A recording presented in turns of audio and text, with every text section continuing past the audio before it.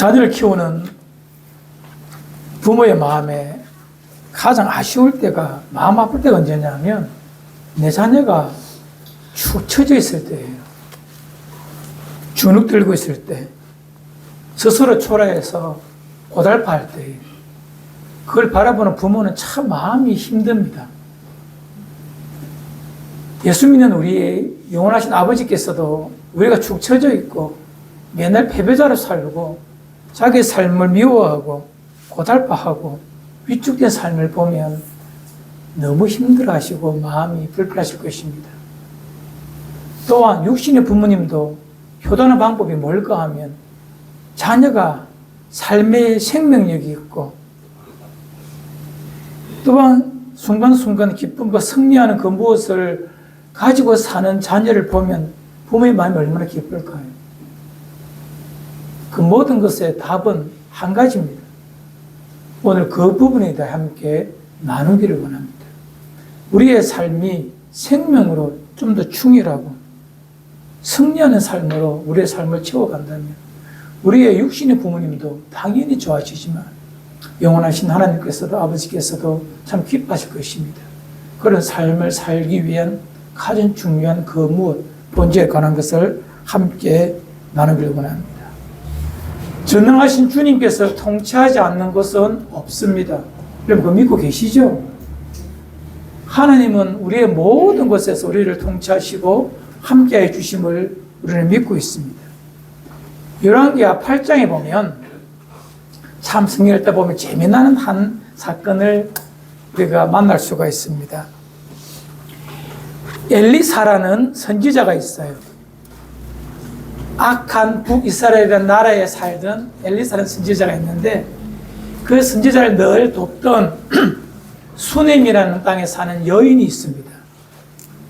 그 여인이 남편과 함께, 남편이 좀 나이가 많았어요. 자녀가 없었는데 하나님의 큰 긍휼과 선지자 엘리사를 통하여 하나님께서 약속하심으로 자녀를 얻게 되고 그런 사건들이 있어요. 늘 자기 집을 이렇게 빈 집을 방 한 칸을 만들어 놓고 오며 가며 주의 일하는 엘리사와 그의 일행들을 잘 섬겼던 참 아름다운 믿음의 여인 수넴의 한 여인이 있었습니다. 그런데 그 여인에게도 삶의 슬픔이 찾아옵니다. 남편이 죽고 가난 때문에 블레셋이라는 땅에 가게 됩니다. 거기서 7년 동안 머물다가 다시 집으로 올라오니 이미 그의 집과 그의 기업, 땅들이 타인의 손에 넘어가 버렸습니다. 북이스라엘이라는 땅이라서 하나님의 통치와 율법이 제대로 없는 그런 곳입니다. 그 억울함을 가지고 자기의 땅을 아무리 찾으려고 호소해도 그 과부와 아들 하나 있는 그 여인에게 힘을 실어주거나 편이 될 줄 사람이 전혀 없는 참으로 비참하고 억울한 시간이 찾아왔습니다. 이에 그 여자가 참다 못하여 어떻게 할까 하다가 유일하게 이제 왕을 찾아가서 호소하고 싶었어요. 나의 억울함을 좀 챙겨주십시오. 돌아봐 달라고. 하지만 여러분 생각해 보십시오. 누가 그를 도와주겠습니까? 힘도 없고 백도 없는 그 여인을 절망 가운데 지푸라기 잡는 그 마음을 가지고 그가 올라갑니다. 왕 앞에 섰습니다. 그런데 놀라운 일이 있습니다. 열왕기하 8장 4절과 5절 우리 자막 보며 함께 읽읍시다. 시작. 그때에 왕이 하나님의 사람의 사환 게하시와 서로 말하며 이르되 너는 엘리사가 행한 모든 큰일을 내게 설명하라 하니 5절 게하시가 곧 엘리사가 죽은 자를 다시 살린 일을 왕에게 이야기할 때에 그 다시 살린 아이의 어머니가 자기 집과 전토를 위하여 왕에게 호소하는지라. 게하시가 이르되 내 주 왕이여 이는 그 여인이요 저는 그의 아들이니 곧 엘리사가 다시 살린 자니이다 하니라. 엘리사의 종 게하시하고 왕, 아마 그때의 왕이 여호람 왕입니다. 북이스라엘에. 하나님을 경외하지도 않는 왕이에요. 그가 엘리사에 대해서 이야기합니다. 엘리사가 정말 위대한 선지자냐, 그 어떤 일을 행하였느냐라고 이 게하시라는 엘리사의 종 게하시를 불러서 대화 중입니다. 그 중에 이 수넴 여인을 찾아가서 그 수넴 여인의 아들이 병들어 죽게 되었는데 살린 기적을 이야기하고 있습니다.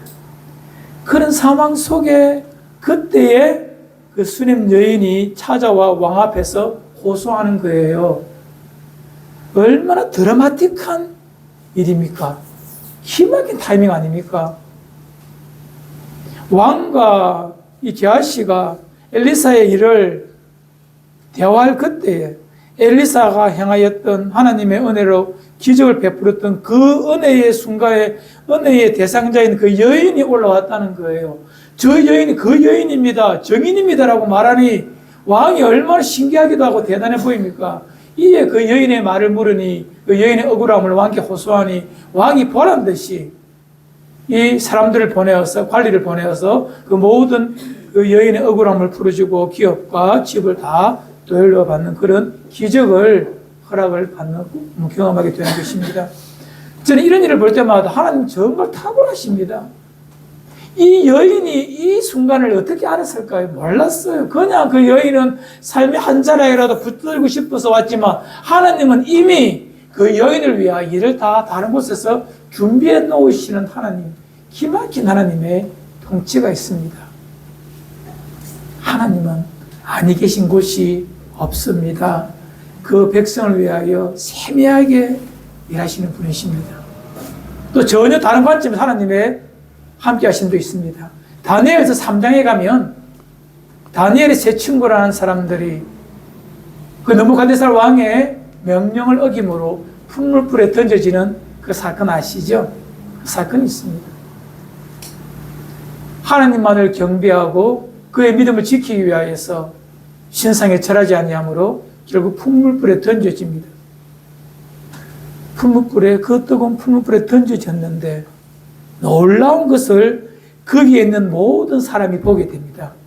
왕뿐만 아니라 그 모든 바벨론에 있는 사람들이 목도하게 됩니다. 무엇을요? 풀무불 속에 그 세 사람을 던졌는데 놀랍게도 들여다보니 그 보이는 것이 몇 명 있어요? 4명이 있는 거예요. 성경이 이렇게 말합니다. 다니엘서 3장 25절 읽어드릴게요.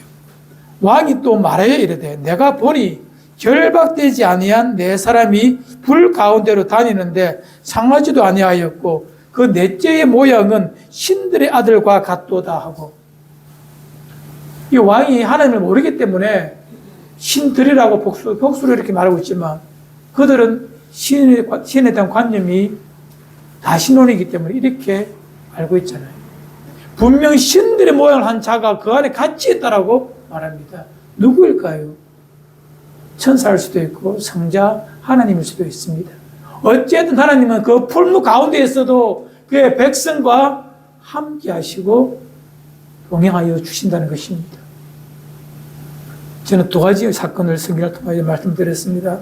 첫 번째는 수넴 여인의 그 힘든 상황 속에 저 변방에 있는 한 여인에게 세미하게 다가오시는 하나님의 도우심과 하나님의 일하심, 섭리. 두 번째는 모든 세상 사람들이 다 볼 수 있는 엄청난 그 사건 속에 역사하시는 하나님의 일하심. 하나님 어느 곳에나 그의 백성을 지키시고 보호하심을 우리는 믿고 있습니다. 이런 삶을 살 때 그 성도는 삶의 자리에서 생명력 충이란 기쁨의 삶을 살 수가 있는 것입니다. 우리에게도 이런 삶이 있기를 바랍니다. 어떨 때 우리가 어찌 살면 어떻게 하면 그런 생명력 충이란 삶을 살 수 있을까? 우리 간절히 바라고 있잖아요. 성인 전체를 통하여 한 가지의 그 이유를, 근거를 찾을 수가 있습니다. 오늘 읽었던 말씀은 너무나 잘 아는 말씀입니다. 제가 여러 번 말씀을 드렸던 그런 말씀이기도 합니다. 예수님께서 그의 제자들과 함께 한 곳에 가십니다. 그리고 그 질문을 하십니다. 어떤 질문이냐? 얘들아, 세상 사람들이 나를 뭐라고 하더냐라고 물어요. 세상 사람들이 예수님은 선지자 중에 한 사람, 엘리야. 그런 사람이라고 말합니다. 이렇게 질문하신 이유는 세상 사람들의 평가를 듣고 싶은 것이 아닙니다. 한 가지, 제자들이 나를 어떻게 이해하고 있나 그걸 듣고 싶은 하나의 교육의 방법이죠. 이어서 말합니다. 주께서 그러면 너희는 나를 누구라 하느냐라고 묻습니다. 이게 위대한 고백을 베드로는 합니다. 주는 그리스도시요 살아계신 하나님의 아들이십니다. 바요나 시몬아, 네가 참 귀한 대답을 하였구나. 이것은 너 안에서 나온 것이 아니라 하나님 아버지께서 너에게 넣어주셨구나라고 그렇게 말씀하십니다. 그럼 여러분, 이 고백을 하는 장소를 성경은 정확하게 기록하고 있습니다. 그곳이 어디냐? 빌립보 가이사라라고 말합니다. 우리 그림 하나만 띄워주시겠어요? 사진. 그곳이 어디냐면, 여러분 찾아보십시오. 보입니까? 갈릴리 저 북쪽에 있는, 보입니까? 확대되나요? 저곳이 어디냐면 예루살렘도 아니고, 성전이 예루살렘도 아니고, 아브라함이 처음으로 제단 쌓았던 세겜도 아니고, 이삭이 하나님의 모습을 만났던, 응답을 들었던 베델도 아닙니다. 저 땅 어디냐면 저 갈릴리에서 북쪽에 있는 변방 중에 변방. 주님이 저곳에 제자들을 데리고 가셨어요. 왜 가시는가 잘 모르겠어요. 저기서 지금 이 대화를 하시고 계십니다. 이름이 뭐죠? 가이사라 빌립보. 가이사라 말은 황제의 시모입니다. 빌립보라는 것은 저 땅의 분봉 왕이 빌립이라는 사람이에요. 헤롯 빌립이라는 사람이에요. 헤롯 안티파스는 갈릴리오 유대 땅을 다스린다면 빌립보는 빌립이라는 배다른 형제가 다스리는 땅입니다. 처음에 저 동네는 조그마한 동네였어요. 헬무산 기슭에 있는 조그마한 산촌 마을이었는데, 빌립이 저 땅이 너무 예뻐서 저 땅에 도시를 짓고 자기의 이름을 로마에 알리고 싶어서 가이사의 이름을 빌려서 가이사라 빌립보라는 이런 이름을 짓습니다. 성경학자들이 말합니다. 그 시대에 왕의 이름을, 즉 칭호를 따올 수 있는 도시가 되려면 그에 걸맞는 위용을 갖추어야 돼요. 첫 번째 뭐냐? 저기가 도시가 되어야 되지만 더 중요한 것은 저기서 로마로 향하는 대로를 닦아둬야 됩니다. 큰 길이 있어야 돼요. 언제라도 마차와 말을 타고 로마 제국으로 달려갈 수 있는 길이 있어야 되고, 두 번째는 뭐냐? 가장 좋은 곳에, 그 도시의 언덕바지에 황제의 신전을 지어야 합니다.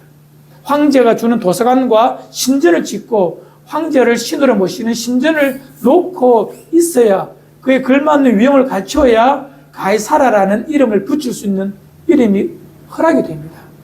로마 제국에서. 저곳이 어디죠? 로마 제국이 직접 통치하는, 로마의 황제가 신으로 있는 그 땅에서 예수님은 제자들에게 묻습니다. 얘들아, 너희들은 나를 누구라 하느냐? 예수님께서 멋진 옷을 입은 황제의 모습, 왕의 모습이 아닙니다. 목수의 모습 그대로, 바그네의 모습 그대로, 반거지 모습 그대로, 초라하기 거지없는 그 인간의 그 모습으로 서 있고, 그와 다를 바 없는 남루한 12명의 제자들이 모여 사는 대화가 이 대화입니다. 얘들아, 이곳에서 너희는 나를 누구라 하느냐? 황제가 통치하고 황제가 신인 이곳에서 너희는 나를 누구라 하느냐? 이렇게 묻는 거예요.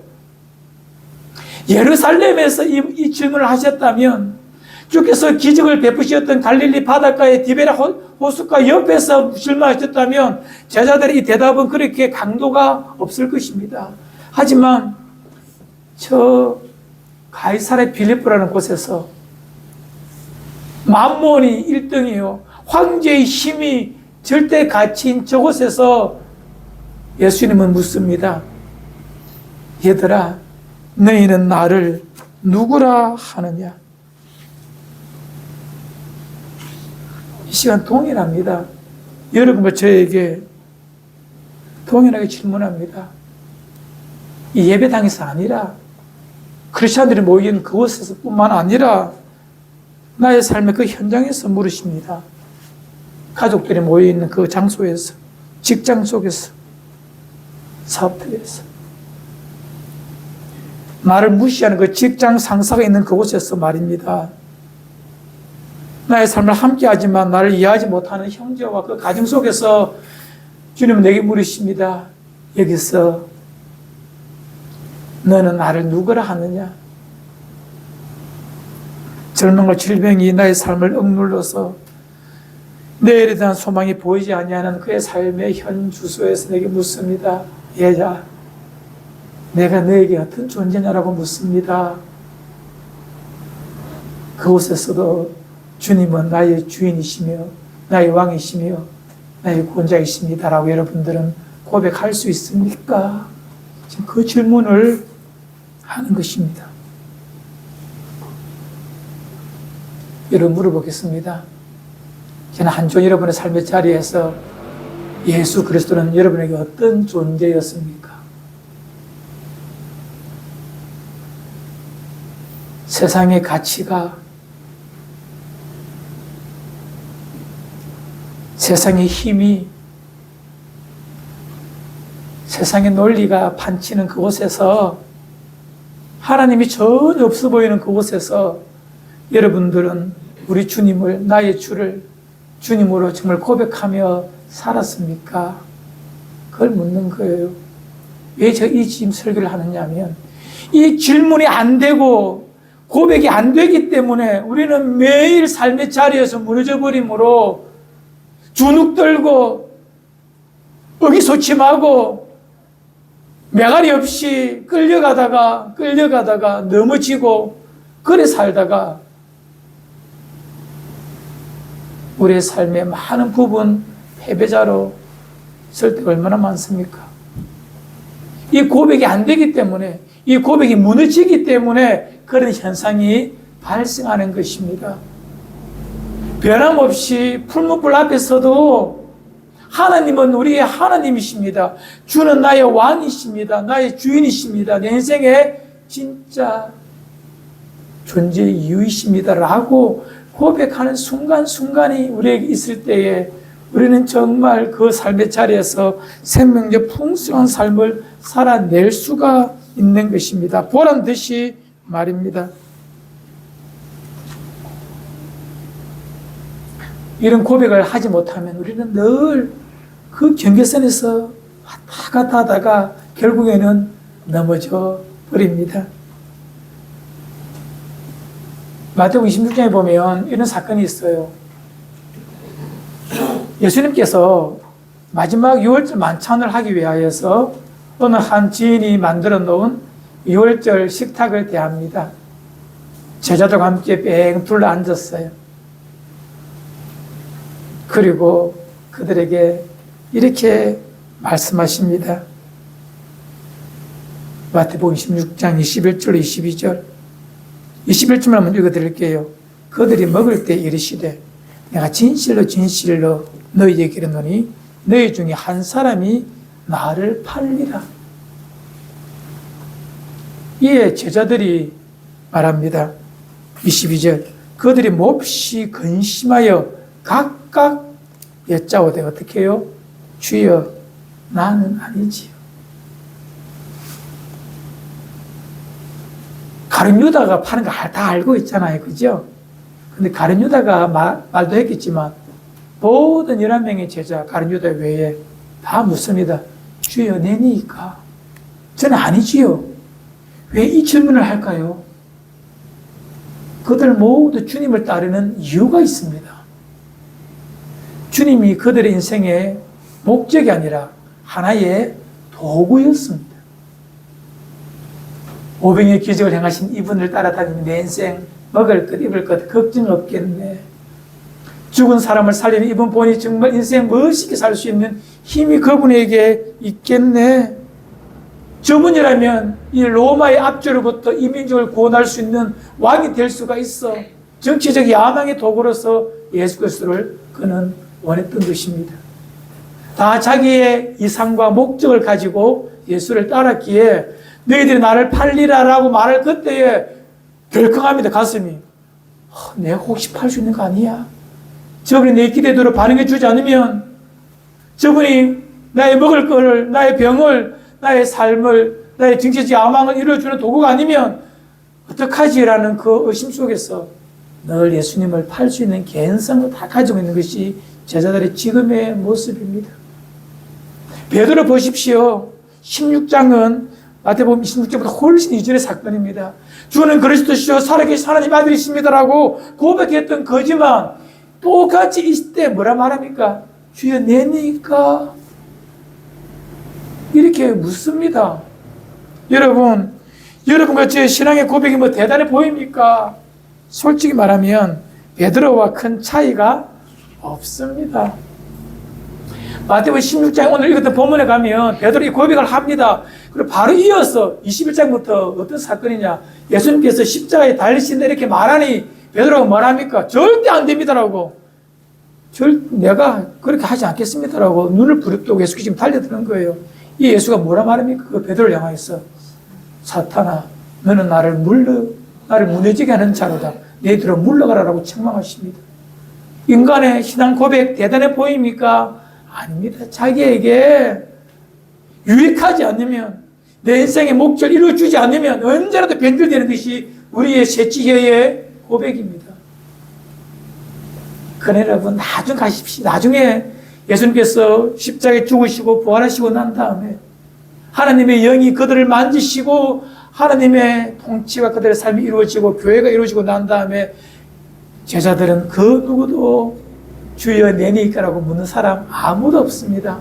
오히려 주가 그들의 인생의 목적이 되고 전부가 되어서 주님의 나라를 위하여 자기의 생명을 드립니다. 예수 십자가에 흘리신 산 제물 되신 그 제물 위에 자기를 관제로 부어서 하나님의 나라로 더욱더 향기롭게 만들어가는 그런 삶을 제자들은 살아냅니다. 이 위대한 신앙 여정이 어떻게 가능했느냐? 제자들이 끊임없이 물었을 것입니다. 너는 나를 누구라 하느냐는 예수님의 질문을 반복해서 그들은 묵상하며 무너졌지만, 넘어졌지만, 혹 변질되었지만 다시 일어나서 묻습니다. 그 질문을 되새깁니다. 얘들아, 너희는 나를 누구라 하느냐?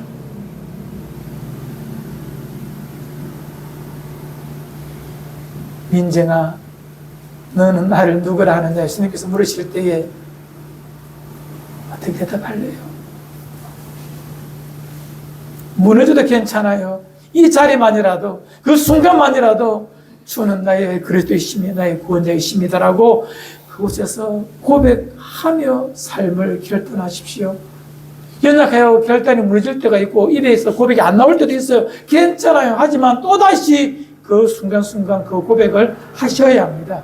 직장에서 나를 알아주지 않고 무시하는 그 직장 상사 앞에서, 나를 이해한다고 하지만 나를 이해하지 못하는 부모님이나 자녀들 앞에서도 이 고백을 하며 우리는 하루하루 살아내어야 합니다.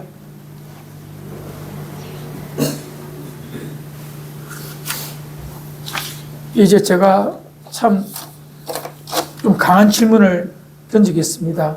사랑하는 성도 여러분, 이 자리에 왜 올라오셨습니까? 아니, 왜 예수를 믿습니까? 왜 하루를 살아갑니까? 그냥 시간 주어지니 살죠, 뭐. 마지못해 살죠. 그런 마음으로 살면 언제나 우리는 가룟 유다처럼, 베드로처럼 그렇게 무너집니다. 주여 내니까 나는 아니지요. 그 질문하면서 그 경계선에서 늘 그래 살다가 또 넘어져 버리고 하나님 아버지의 마음을 애달프고 아프게 하는 그런 불효하는 자녀, 성도가 될 수밖에 없습니다. 하나님 아버지도 마음이 아프지만 여러분 삶도 참으로 고달프고 살기 싫고 힘들고 아프고 주눅들고 초라해지는 것 반복이 되는 것입니다.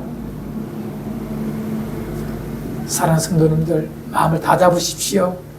순간순간 그 누구 앞에서도 주는 그리스도시요 살아계신 하나님 아들이십니다라는 고백을 하는 여러분 되시기를 바랍니다. 끊임없이 그 도전을 하게 될 것입니다. 이 자리에서 너는 나를 누구라 하느냐? 성령으로 시작하여 육체로 마친 사울 왕을 아십니까? 성령 충만하였던 그가 그렇게 쉽게 변질될 줄 누가 알았습니까? 그의 마음에 하나님이 내게 어떤 분이신가? 너는 나를 누구라 하느냐? 이 질문을 하지 않았기 때문에 그렇게 무너져 버리는 것입니다. 아침 일찍 일어나서 빗속에서 장사하는 분도 계시고 거친 말이 오고 가며 자기 이익을 위하여 쉽게 남을 속이며 눈가림하는 그런 삶의 현장에서 우리가 사는 분도 계실 것입니다. 나를 무시하며 은근히 나를 자기의 도구 삼아 나를 만나주는 참 이기적인 인간들을 만나는 그런 삶 속에 사시는 여러분들도 계실 거예요. 나를 무시하고 이해하지 못하는 남편이나 아내를 그렇게 만나는 분도 계실 것입니다. 그 모든 삶의 영역에서 주님은 우리에게 물으실 것입니다. 너는 나를 누구라 하느냐? 여러분, 이번 한 주간 끊임없이 여러분의 삶의 자리에서 이 질문 반복하셔야 합니다. 순간순간 물어보시고 확인하셔야 합니다. 이 땅은 가이사라 빌립보 같은 땅입니다. 아무리 주변을 둘러보아도 하나님의 통치가 안 보이는 것처럼 보이는 것은 황제의 신전이요 만몬이 통치하는 땅에 그런 모습입니다. 원하지 않지만 한 번씩 해운대에 가 있을 때가 있습니다. 해운대에 보면 참 아주 그 누리마루에서 건너편에 보면 진짜 그 큰 데 있어요. 그죠? 그거 서서 딱 서 있으면 얼마나 그것이 화려한지 모릅니다. 그 옷 이름이 뭐죠?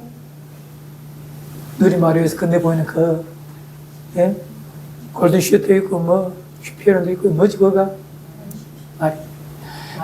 마린시티. 맞아요.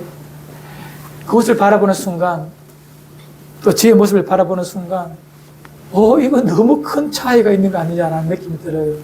초라해 보려고 합니다. 그때 저는 다짐합니다. 시가, 너는 나를 누구라 하느냐? 주는 그리스도시요 내 인생의 왕이십니다.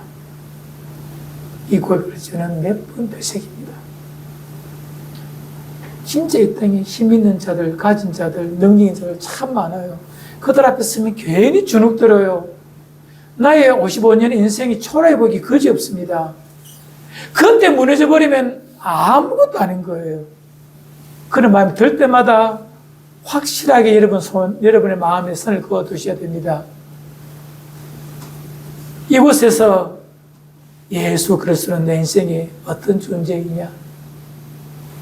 주는 그리스도시요 살아계신 하나님의 아들이십니다. 내 인생의 참 주인 되시며 내 인생의 왕이십니다. 나 주님, 당신만 따라가는 당신의 양이요 제자입니다. 이 고백이 되어야 우리는 그 만몬이 통치하고 권력이 통치하고 힘이 통치하는 그곳에서 어연하게 보란듯이 떵떵거리며 두 발을 땅에 딛고 그들 향하여 바로 설 수 있습니다. 하나님 아버지 앞에 저들이 무엇이 한데? 기껏해야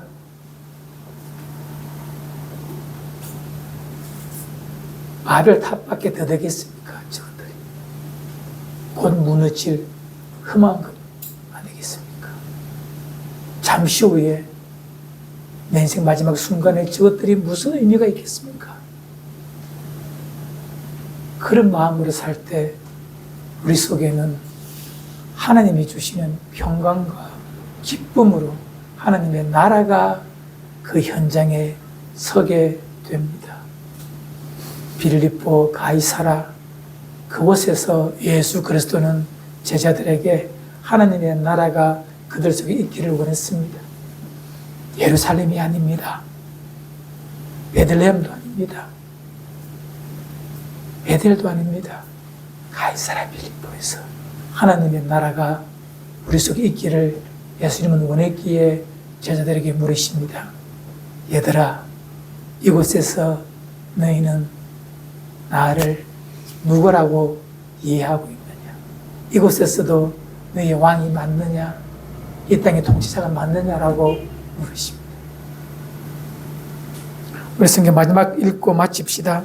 요한복음 16장 33절 우리 함께 읽어요. 시작. 이것은 너희에게 이르는 것은 너희로 내 안에서 평안을 누리게 하려 함이라. 세상에서는 너희가 환난을 당하나 담대하라. 내가 세상을 이겼노라. 아멘.